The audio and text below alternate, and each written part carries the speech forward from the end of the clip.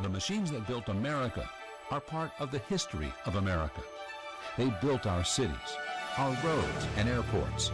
They dug the coal for power, the ore for steel, the stone for buildings. They went to war to help secure our liberty, and then helped rebuild in the aftermath.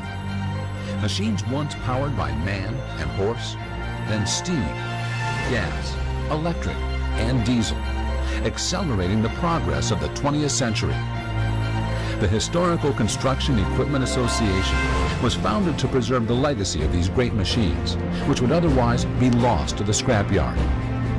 The HCEA's National Construction Equipment Museum presents this history on a scale that allows visitors to appreciate and understand the vision and determination of those who engineered and manufactured them.